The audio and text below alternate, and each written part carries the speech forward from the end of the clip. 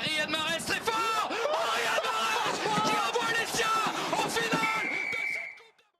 Welcome to my channel, the DZ Phoenix, where I always talk about the Algerian national team and their players. Today I'm doing a match review of the game where Algeria tied 1-1 with Burkina Faso. First of all, this game was super hard to watch. We now have 29 games of unbeaten only because of a messy tie of 1-1. First of all, there was no cohesion between the players. It seemed like something was a bit off. I don't know what was going on. Some of the players that entered a little bit nervous or a little bit, I don't know, perturbed somehow. Spaini, you could tell, had nerves, and it's understandable that he would get angry when Burkina Faso's player should have gotten a red card, but he has to control his temper a bit. He did get a yellow card. I love this player. I love how much grinta he has, but he needs to cool it.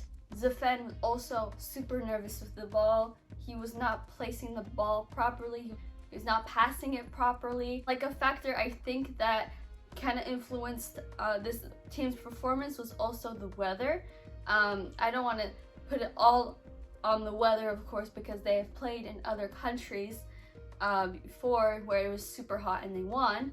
They trained in Sidi Moussa for like a week and came to Marrakesh a day before the game started, and I think that was a mistake because they should have learned to get used to the climate. First, Burkina Faso was there for a week. Marrakesh was 93 degrees Fahrenheit or 33.88 degrees Celsius when the game began.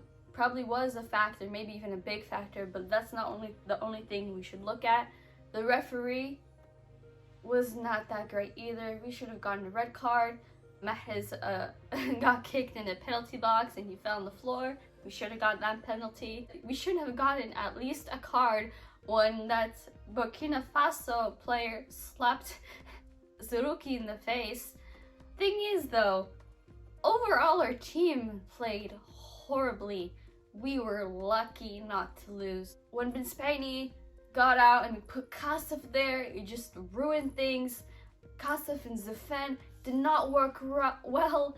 Zafan was not helped by Mahrez, and Mahrez was not helped by Zafan. Just really bad on the right wing, and it was that's the side where we got the goal from, obviously. Midfield, Ben Nasser totally was gone. He was a ghost. He did not exist. I noticed this in the Djibouti game. Zerouki basically had to do all the work. Zerouki wasn't his best game either. He would pass it to the sides or behind him. He wouldn't press forward that much, but if he wasn't there, we probably lost by 2 or 3 goals because he did most of the work. Fouloui did put some pressure in, but he kind of got tired later on. He was a little bit weary, a bit heavy. Fouloui, he has a problem where his touches are, I don't know, it's too heavy. He either touches it, like hits it too hard, or doesn't hit it hard enough. He did give us our goal. The lady was good for the most part. There's some situations that were a bit questionable. He did lose the ball in some areas, but he put some pressure. Slimani, he did do an assist. There's so many clear chances for him to score. Spaini, I gave him a 6. He didn't do that many errors. The only problem that he has is his temper. Love the passion, like I said earlier, but he needs to keep that in check because these are World Cup qualifications. But still, out of all the left back options we have, he's the best. Lamri, center back, I gave him a 6. He didn't do that many mistakes. Mondi, 6. Still not the most fluid games for them ever, but they definitely were far from being the worst. Zafan, I gave him a 5. I don't know what was wrong with the way he played, but he just was not having a good time on the pitch. He seemed nervous. He would rush. He scared me a bit. And maybe we should see Halimia next time. But Nasser, I gave him a 5. Like I said earlier, a ghost, a complete ghost on the field. He's a ghost of the player that we think he is. We know how good he can be, but recently he hasn't been playing well. He hasn't even started it with AC Milan on the latest games. I don't know what's going on. Maybe it's because he had COVID recently and he wasn't playing for a while, and that kind of threw him off a bit, but he just wasn't there, and I noticed this, and it was concerning to me against Djibouti. And Djibouti is not even, you know, a huge team. He didn't play horribly in that game, he was pretty quiet. Zuruki, I gave him a 6.5. There's some people that might think that rating is a bit too high, but given the situation we had against Burkina Faso, if Zuruki wasn't there, we probably would have lost. To be honest, he was doing most of the work between him and Nasser. Maybe people are gonna say, oh, Zuruki's only like good against small teams. He also played pretty good against Tunisia too, and that's not a small team at all. He certainly did not play great. He did not pass forward or put enough pressure offensively. Fourouli, 6.5. He was good in the first half. He did score. Lady, I gave him a 6. I already said that he just did what he was supposed to do.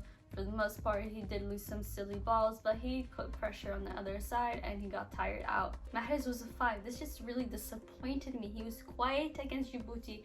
He did score and make an assist. And he was quiet here. We all know what kind of quality he has. He did make some interesting actions, I suppose. Slimani, 6, because he made the assist. He missed some simple chances. It's just looking dodgy in front. I don't know. Like the center forward position, the striker position, I don't know if we have good options, because even when Bounedjah came in, Bounedjah didn't really do anything, and he did something completely ridiculous. I don't remember who passed it to him, but it hit the back of his heel and just bounced off. And I mean, come on, he's not even awake. That wasn't good. I'm sorry, that's just awful.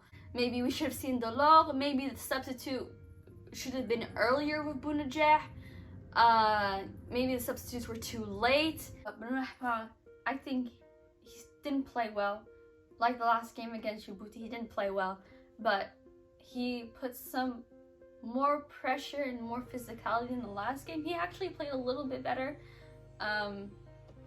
That's it.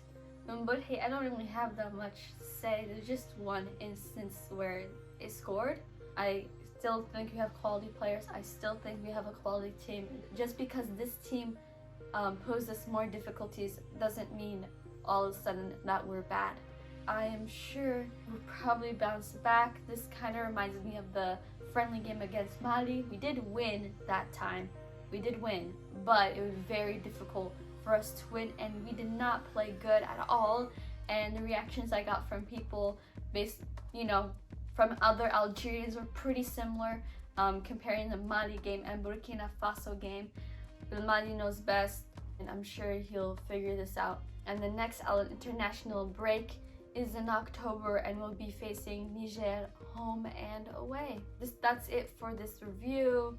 We are 29 games unbeaten, so we should all be happy about that.